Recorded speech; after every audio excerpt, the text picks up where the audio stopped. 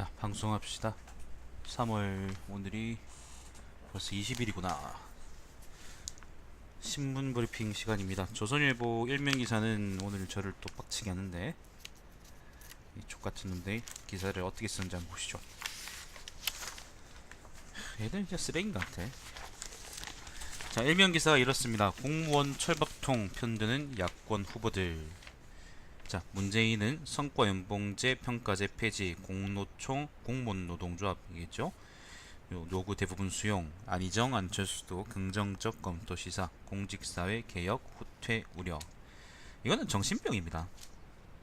단언하지만 이건 정신병입니다. 성과연봉제나 평가제를 공무원들한테 도입한다고 해서 공무원들이 일을 열심히 하게 되는 게 아닙니다. 조직을 효율적으로 만들어야 되는 거고, 그 족같은 정보개혁, 정부 그처 이제 개편 같은 거를 없애야 되는 거지, 좀 일관되게 유지해야 되는 거지. 선거연봉제 한다고 해서 단순하게 이게 되는 게 아니에요.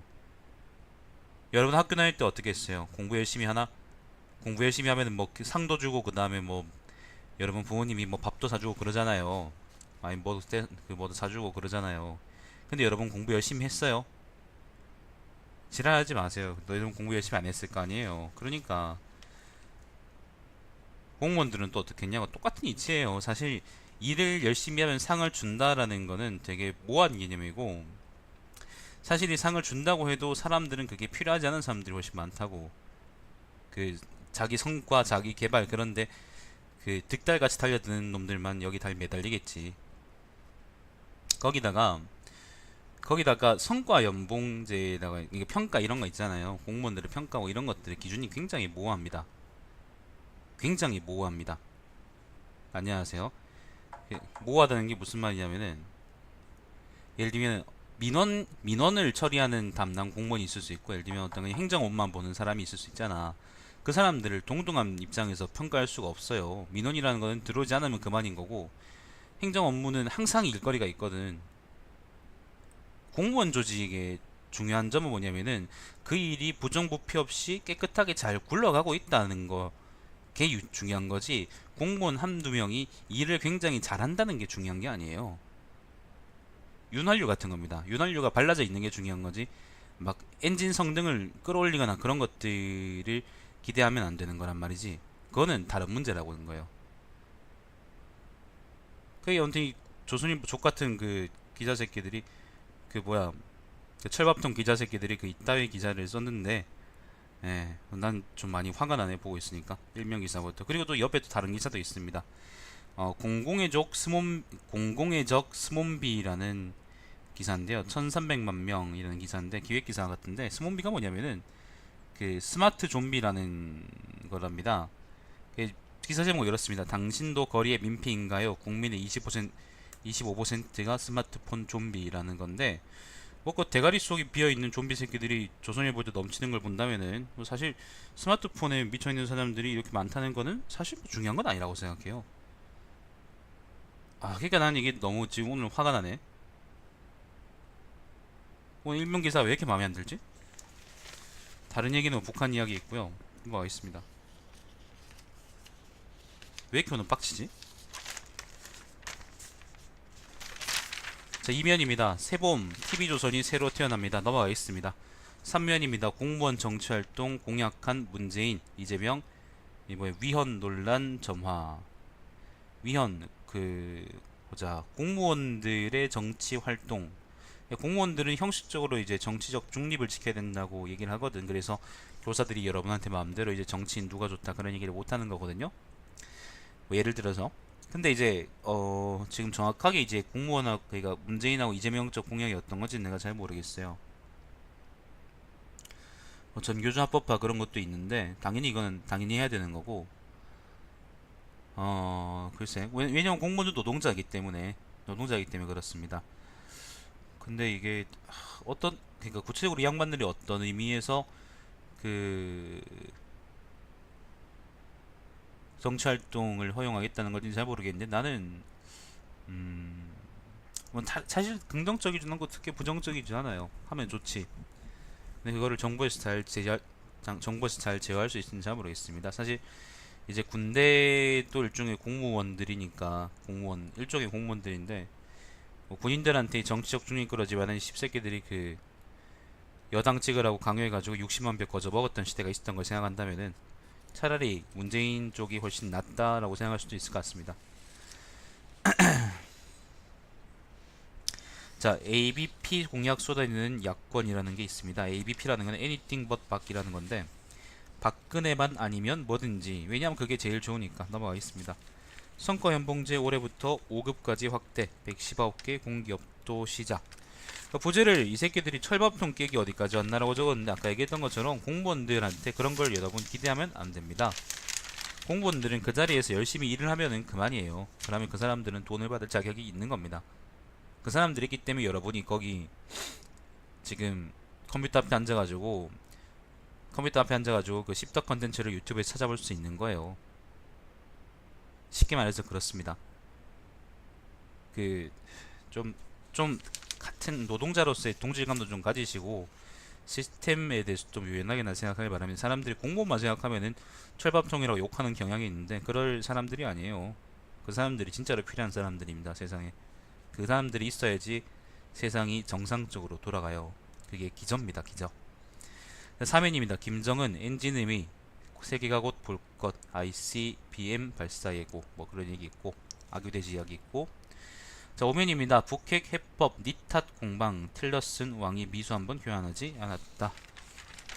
왕이는 중국 쪽 뭐 군사 그건가? 아무튼 6면입니다. 9명 중 혼자 46%, 한국당, 자유당, 홍준표 독주. 홍준표가 나와서 이번에 개 깨지면은 다시는 정치 못하게 됐으면 좋겠네요.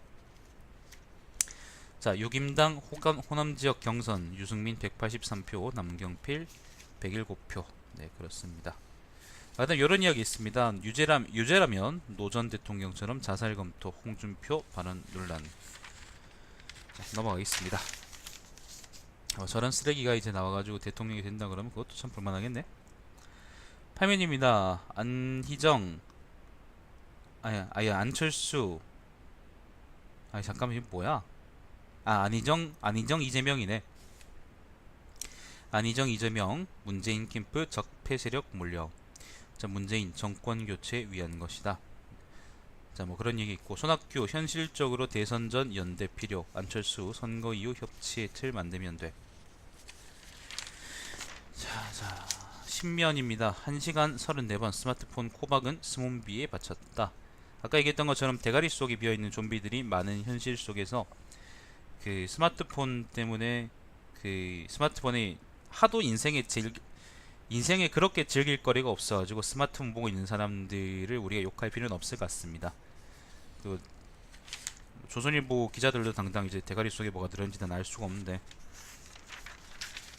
넘어가겠습니다. 뭐 별 볼 가치도 없는 기획기사다. 12면입니다.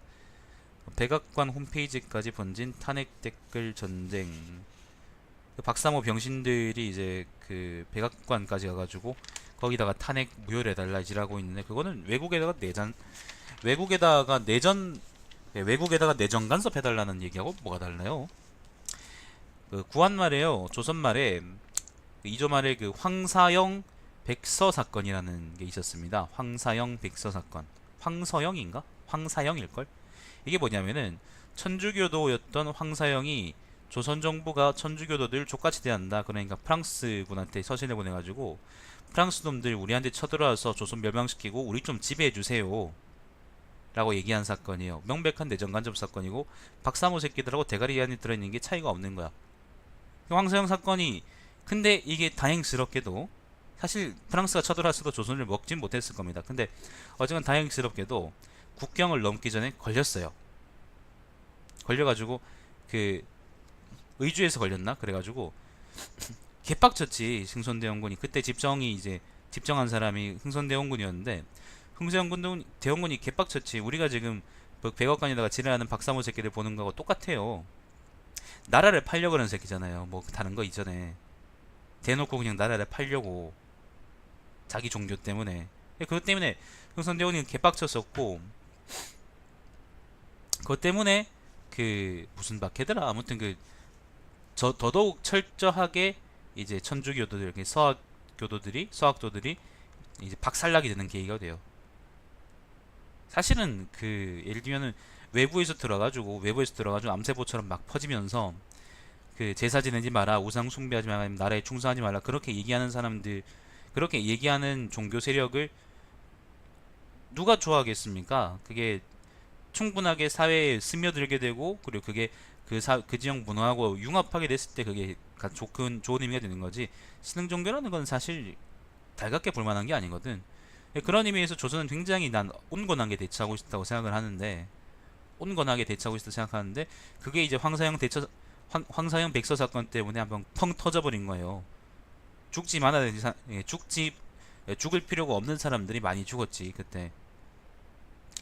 그 꼬라지 보면은 옛날부터 나라 팔려는 새끼들 대가리 속에는 역시 이제 아무것도 없구나 그런 생각이 들고, 박사모 새끼들도 황사형하고 도대체 생각이 뭐가 다른지 예시도 좀 나 많이 궁금합니다. 미국한테 당장 쳐들어와서 씨발 그 뭐예요, 탄핵 무효를 해달라 이지라고 하는 거 보면은 그거는 뇌세포 속에 뭐가 있는 건지 난 잘 모르겠어요. 예.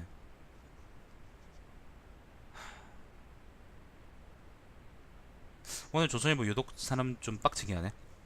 14면입니다. 결혼, 출산, 빙하기, 난자 얼려두는 여성들. 난자를 왜 얼려? 만혼 늘면서, 그러니까 만혼이라는 거는 그 나이가 들어가지고 이제 임신하는 경우가 늘기 때문에, 결혼한 경우가 늘기 때문에 그 임신 가능성을 높이려고 일부러 난자를 얼려둔다고 합니다. 신기하네요. 세상이 신기해졌어요. 피부양자들 건보료 안 내려고 금융소득 3,999만원 조절 꼼수 4천만원 넘으면은 건보료 내야 된답니다. 16면 넘어가고 18, 19 다 뭐 광고면이고, 제주도의 모든 꿈은 3월 23일 이루어진다. 20면 국제면인데 메르켈이 악수해요 하니까 트럼프가 못 들은 척 정면만 봤다, 막 그런 기사가 있고. 22면 23면 넘어가고요. 유독 좀 오늘 쓰레기 같네 조선일보가. 주말 동안 뭐 어디서 빰 맞고 왔나? 그 25면도 넘어가고요. 26면 넘어가고 27면 넘어가고 뭐 다 넘어갑시다. 다 넘어갑시다. 볼 기사가 없다. 28면 요런 얘기 있습니다. 마침 또 대원군 얘기네. 뉴스 속의 한국사 신문은 선생님면입니다. 운현궁 관련한 이야기입니다. 허름했던 대원군의 집 궁궐 같은 사저로 변했어요. 가 이제 제목인데 흥선대원군 관련한 이야기입니다. 근데 황사형 백서 사건은 안 나와 있는 것 같습니다. 예신문 보는 새끼들이 박사모 새끼들일 텐데 그 새끼들을 비교해 가지고 그런 나라판 새끼들이라고 얘기하면은 걔들이 싫어하겠지, 그지? 조선일보도 황사형하고 좀 비슷한 면이 있긴 한데.